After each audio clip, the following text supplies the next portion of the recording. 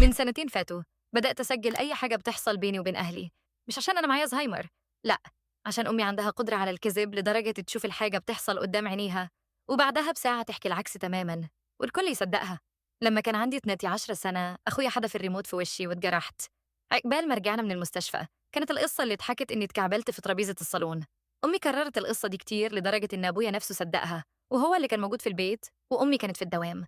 بدأت أسجل صوت من غير ما حد ينتبه، بس الكلام ممكن يتفهم بأكتر من شكل. فبدلت التسجيل بكاميرا سرية في زرار بعلقه في أي زيارة عائلية. لحد ما جت خطوبة أخويا أمي طلبت مني أنظف شقته، وأنا بنظف الشقة وقع في إيدي ورق كنت خلاص هرميه لحد ما شفت أختام حكومية. وهنا اكتشفت إنه متجوز من سنتين عرفية ومش قايل لحد. أخويا كان متجوز فعلا ومراته عايشة قريبة مننا. جبت رقمها وفضلت باصة للشاشة ساعة كاملة، ولما كلمتها أخيرا هي سكتت فترة طويلة وبعدها قالت عشان كده ما كانش بيجي البيت غير يوم التلاتاء. أنا ما قلتش للخطيبة، مراته هي اللي قالت لها وده حقها. الجوازة باظت وماتت في مكالمة تليفون واحدة، وعلى الصبح أخويا كان عارف بالظبط مين اللي كشف كل ده.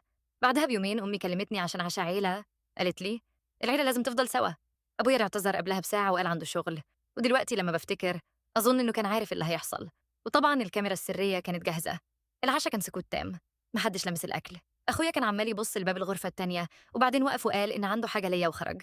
رجع وهو شايل في إيده ماسورة حديد. أنا فاكرة إني ضحكت. أنا ضحكت فعلا لأن عقلي رفض يصدق إن ده حقيقي. قال لي أنتِ ضيعتي مستقبلي والبادئ أظلم. صوت الكسر كان أعلى صوت سمعته في حياتي، أعلى من صرختي نفسها. وقعت على الأرض وركبتي ما كنتش في مكانها خالص. وفي وسط كل الوجع ده سمعت تاني أسوأ صوت في حياتي، تسقيف. أمي واقفة فوق راسي وبتسقف وتقول يا رب تكوني اتعلمتي الدرس. وبعدها تركوني وأنا سحبت نفسي وأنا بغرق في دمي وطلبت الإسعاف قبل ما عيني تقفل وأغيب عن الوعي.